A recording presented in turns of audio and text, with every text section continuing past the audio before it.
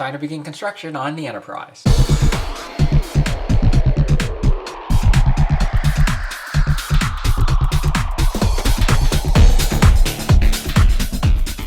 Well, hey guys, and welcome back to another Interesting Modeler. I'm ready to get started here with building the 1/1000 scale model of the Enterprise from Discovery. But before I get started, I want to make mention of a couple channels I think you guys will find helpful. One is called Star Trek Model Kit Previews. As the name implies, it's a model channel that it features Star Trek kits, and many of them are the newer kits that have been released. And I'm not sure if this guy's directly affiliated with Round 2 or Polar Lights, but either way, I have found his videos to be helpful. And he does a series of 3 videos on this particular model. He uses the decal sheet as well as the lighting kit that I'll be using here from Polar Lights. So I'll put the link below to that channel. And the next channel that I'd like to recommend as a reference for you guys regarding this build is TrekWorks. And I know many of you are familiar with Boyd from TrekWorks, who's a very talented model builder. Whenever I watch one of his videos, I always walk away learning something. In fact, you know, he's the guy who inspired me to start up Interstellar Modeler many years ago. Well, he does a few videos regarding this 1/1000 build, and sure enough, I learned something this time around. In fact, what I'd like to do before I kick off my build is to go over some of the things that I'm going to be incorporating with my build that I am borrowing from Boyd's playbook. Now, I've actually already started with the model, and the first step that Boyd recommends doing is to fine sand the surface. In fact, he does that with just about every model that he works with. And one of the things that he uses to help out with this is to first start with a high-grade steel wool. In this case, I use this triple grade 0 steel wool you see here. Just rubbing it along the surface there allows you to get into little nooks and crannies, and especially because this model is contoured, it's much more efficient than sandpaper. You can get into those little areas much more than you can with conventional sandpaper. Now, the one thing that he didn't like about this model kit is that if you run your hand along the surface of the model, it has a certain texture to it. He was thinking that maybe this was a byproduct of the way the model is produced now. Maybe they started off with a 3D print or something like that, but he didn't particularly like that, and as I was looking at my model, I did notice that as well. So that's why I followed this this particular course, was to use the steel wool and then to wet sand that with some higher grade 600 sandpaper afterwards. Now, once this was completed, I washed off all the pieces that were sanded in water mixed with dishwashing soap. The model was then ready to be light blocked from the interior, and the other suggestion he had was to use this stuff here called Quick Color. And believe it or not, it's only 98 cents a can. It's flat black paint that you can get at Home Depot. As soon as I saw this on his video and I was done watching, I went out to Home Depot and got some, and sure enough, it works really well. And here are the pieces after several coats of Quick Color had been applied. It was easy to spray on and had great coverage. And the other suggestion I'll be following from Boyd is to use this color called Pewter from Folk Art. And he chose this color for a couple reasons. One is that he felt that the metallic finishes that a lot of people were going for just didn't seem right to him. They seemed a bit bright and too shiny compared to what he saw on screen. He felt that the model looked a bit darker on screen. Now bear in mind, this is a CGI model, so there is no physical model to compare to. But when you do go back to reference pictures, that does seem to be the case. Secondly, he felt that you know, the decal sheet was designed for the color that the model was molded in, because obviously you don't have to paint the model if you don't want to. And since that was the case, why not choose a color that was similar in tone? And that all seemed reasonable to me. So I'm going to go with Pewter from Folk Art. The other thing I'm going to do is use some gunmetal on certain parts of the ship. As an homage to the TOS ship, he made certain parts darker, for example, the end caps of the nacelles, and there were a few other details that he applied the gunmetal to, and I thought when all was said and done, he ended up with a nice variation in color. So now that the Quick Color is dry, we can go ahead and move forward with the next step in prepping for the lighting, and that is to apply a layer of white to the interior to help with light diffusion. So I've applied now white to the interior of all these parts, and as you can tell, I did not paint every single nook and cranny there because that's not necessary. The white is there just to help with light diffusion. So I just used craft paint for this, mixed half and half with water. So now that this is dried, I'm ready to prime the outside, and I'll use Stynylrez's Gray for that. Before moving on to priming, I decided to make one modification, and that was to open up these panels that you see here. I decided to do this as a little nod to the TOS Enterprise. As you may recall, these are the 4 lit panels on the top of the saucer section. Next, it was on to priming with Stynylrez primer. And now it was time to paint on our base coat using Folk Art's Pewter. I took distilled water and made a half and half mixture, and then added an airbrush flow improver. And I proceeded to airbrush the base coat.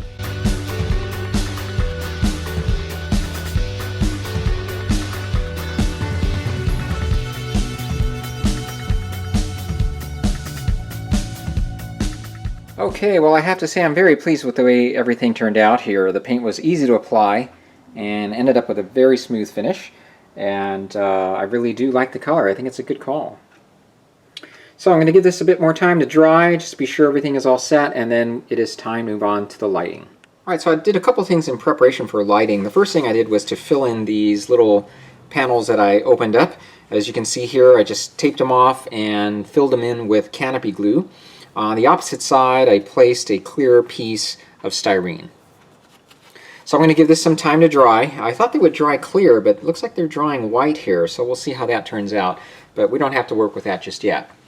The first part we're actually going to be lighting are the nacelles. And for the Bussard collectors, the lighting kit comes with red domes. However, what I decided to do was instead tint the clear domes that come with the kit with this color here. Now, I would have used Tamiya's clear orange for this. However, mine ran out. It unfortunately had dried up in the bottle.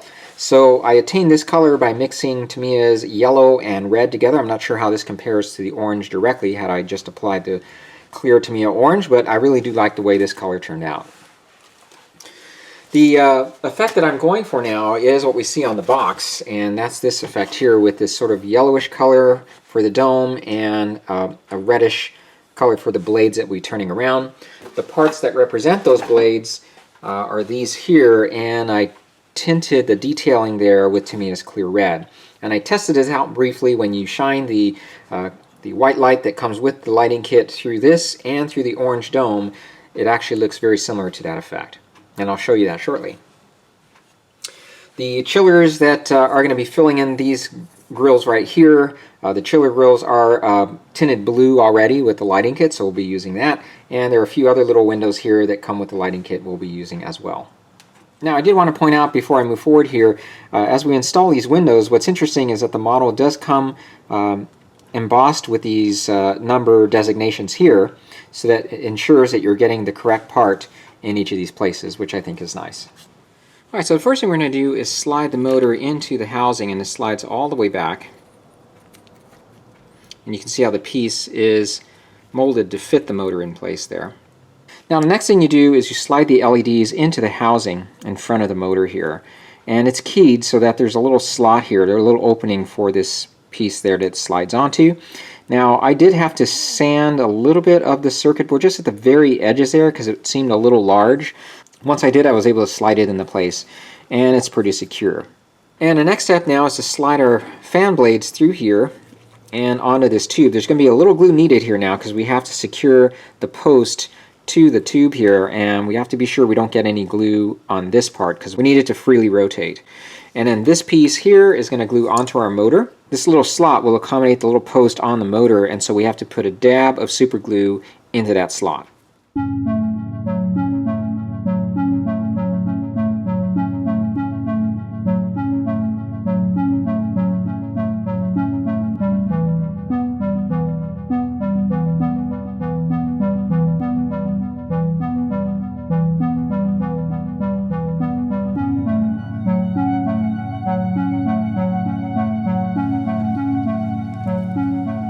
Alright, so this is how it looks with everything in place now, and it's a shame that they didn't use SMDs or magnet wire here because these thick wires, as you can see, take up a lot of room. It took a bit of maneuvering to get all this stuff in here, and hopefully as I pack this in here, the nacelle will stay together.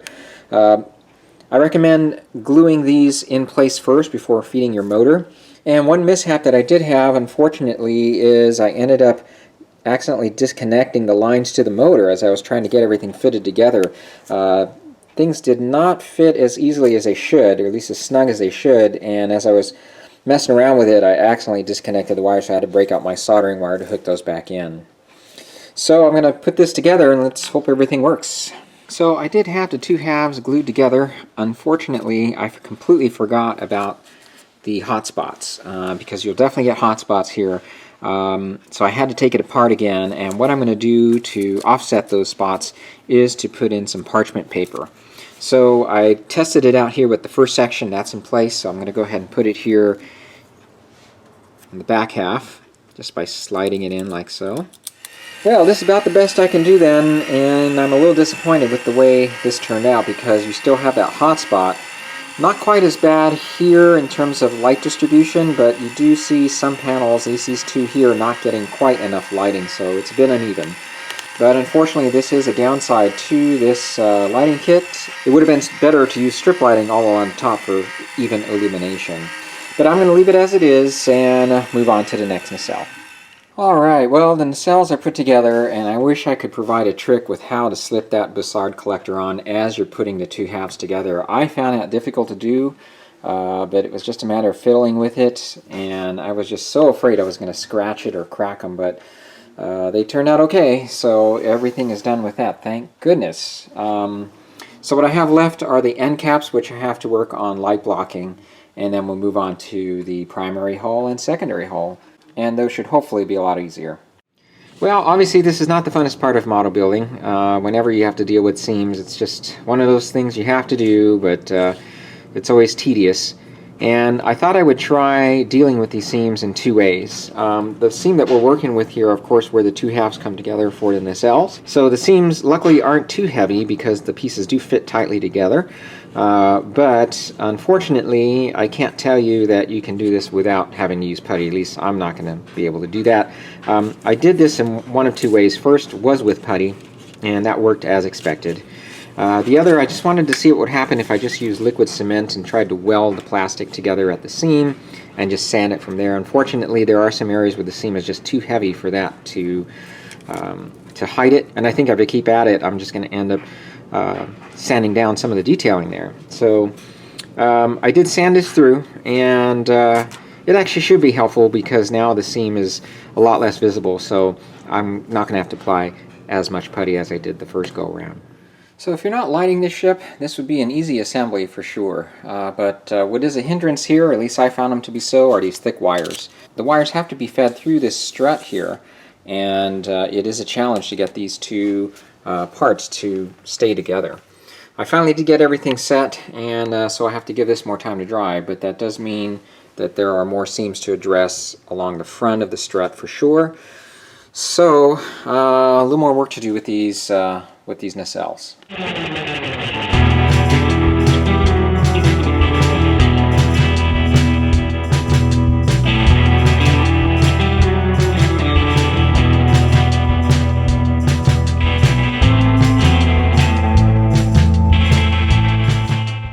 So overall, I'm very pleased with the way the light is coming through. Unfortunately, now at first I just placed the end cap on, and when I turned on the light you could see that there was an LED sitting right behind it. So you should put something to diffuse that light, at least I'm going to anyway, and it's either going to be parchment paper or a piece of clear styrene that's been sanded. And unfortunately there are still light leaks, as you can see. This is a challenging piece to light block completely. I'm still going to have to work on it a little bit more before moving on. Okay, well, I've completed light blocking these, and it took a bit more work. First, a few applications of the quick color I thought would be enough, but there's one part in particular right here where this back plate joins the outer housing, and the reason that's so hard is because you're getting some light transmission through this piece. So I ended up brushing on very lightly some fabric paint, and I wanted to be careful with that because fabric paint's fairly thick, and I didn't want to get rid of this detailing on the end cap here. So it finally did the trick, and these are all set to go. I'm just going to give this a bit more time to dry before applying our gunmetal. Okay, so moving on now, I'm going to go ahead and install the windows. As you can see, I've already installed this one here, and once these are in place, I'm going to lightly dust it with some white. And the purpose for that is to help with light diffusion, as well as to prevent you seeing any sort of wiring through any of these windows here.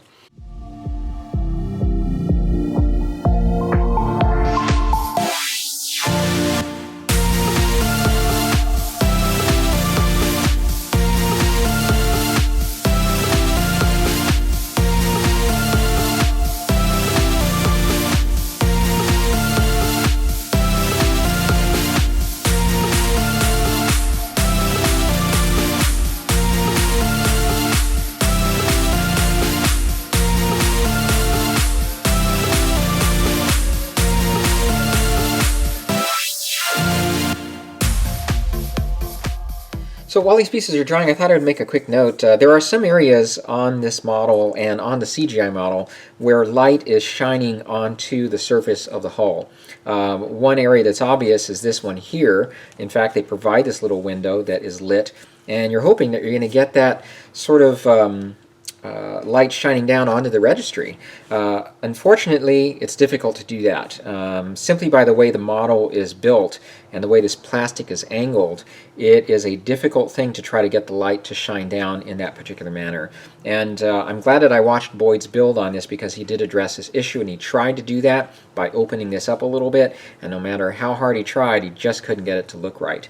And this applies also to these smaller areas here on the bottom of the primary hull, and there are a couple other areas like on the nacelles where on TV you see light shining on these little pinpoint areas, but it is difficult to duplicate what you see on TV, because again, we're dealing with a CGI model, and you can light a CGI model any way you want to on screen, but to try to replicate that in physical form, it's a little bit more difficult. But I thought I'd mention that because if you are interested in doing something of the sort, just bear in mind those are the challenges you're going to be facing there. Okay guys, well I'm going to stop right here for a minute just to share this with you. For those of you using the lighting kit, this is really important. I was a bit confused with how to lay this strand G down. These are all the LEDs now that will light most of the windows on the primary hull. And if you follow the instructions, and let's just name this LED number 1, this is right next to the letter tab for this strand. So if we start here, it starts with number 1, 2, and then we go to number 3 here. However, if you try to configure it this way, there's not enough wire to get around. So I tried and tried. I was really confused on this, so I decided to go over to Star Trek Model Kit Preview's YouTube channel, and this is the way he had his configured. Let's take a minute to walk through this. So this again is LED number 1. It's right next to the letter tab. Okay, that's what it looks like for strand G. We will now mount number 2 just as we start with the instructions. However, number 3 is not going to mount here. Instead, we're going to move it to this post. These are now the ones facing the window. So we go with number 3 here, 4, 5, 6, 7, 8, and now we begin mounting the remaining 3 that face the center dome here. So now we go with number 9 here, and then we stretch this strand over to number 10 here, and finally ending at number 11, and this strand leads to this connector, which will now connect to the lights from the top section of the primary hull. So when you do it this way, there's definitely enough wire to get around.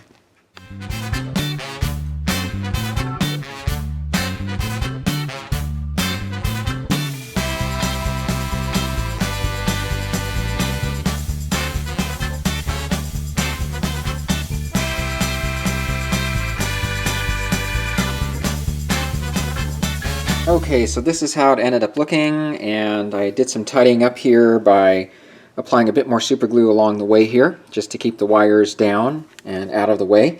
And after that was all dried, I removed all the masking tape, and we are all set. Quick word about the impulse engines here. I ended up painting them and using liquid mask to separate the windows that you see there.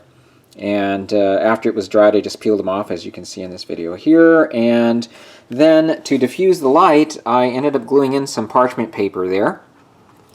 And now that this is all set, we can now plug our upper section into the lower one here to do a light test. Let me go ahead and do that, and we'll see how this turned out.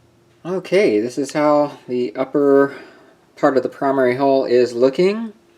And we can see all the lights coming through pretty well. I really like the way it's shining through the open panels that I created there. And you can see how it's coming through the impulse engine. Let me go and lift this up a bit here. And let me turn the saucer around here so you can see the bottom section lit up. And it looks like all the lights are looking great here. Now, one other point I want to make here before we wrap up is when you are light testing, because you want to do that from time to time as you go along this build, the light kit is made to plug together like you see here with these connections. One thing you don't want to do is, and I know this might seem obvious, don't press them completely together. You don't need to do that if you're just light testing. Just a partial connection is enough, and that way you can easily pull them apart when you're done. And the same thing goes for your circuit board. If you push them all the way through, you could potentially damage your board as you're trying to pull them back out. So just partially put them together. Okay guys, well that's going to do it for part 1, and in part 2 I'll pick up with final assembly of the model kit. Obviously I'll finish lighting the secondary hull, we'll do decal application, and I'll do a final reveal. So just a few words here about the lighting before I wrap up, and I'm sure you probably have this impression from me already just by listening to me narrate this video. But the Polar Lights lighting kit, I'd say has its advantages, of course, because the model's configured for it. There's all kinds of mounting posts, as you can see, for the LEDs throughout the model kit. There's no soldering involved. It's pretty much plug and play. The disadvantages, or at least my biggest critique, has been the thickness of the wires that they use. You know, it's just very bulky. There's not a lot of space in this model to begin with, so it's just a shame they didn't use wire with thinner gauge. This, for example, is a 5mm LED that's been pre-wired with a resistor. And you can see how thin this wire is here. It would have been much easier to use wire like this in the nacelles as well as other places throughout the ship. Just wait till we have to jam all these wires into the secondary hull. I mean, it's again made for this, but you know, there could be it could be just so much easier if the wires were thinner. There are alternatives to the lighting kit now available, and at the time that I purchased all the stuff for this kit, there weren't other alternatives available, although I should have known that there would have been eventually. But Tenna Controls is what I'm talking about in particular. I've placed the link below. When you go to their website, you'll see all the things that come with their lighting kit, and I think you'll be pretty impressed. It's also a lighting kit that you can plug together, and everything is color coded as well. So check it out. I'll mention a few more words during the final reveal about lighting as well in the next video. So thanks again for watching. If you have any questions so far about this build, feel free to contact me here on my YouTube channel or at intershetedmodeler@gmail.com. Thanks again for watching, guys, and I'll see you in part 2. Take care.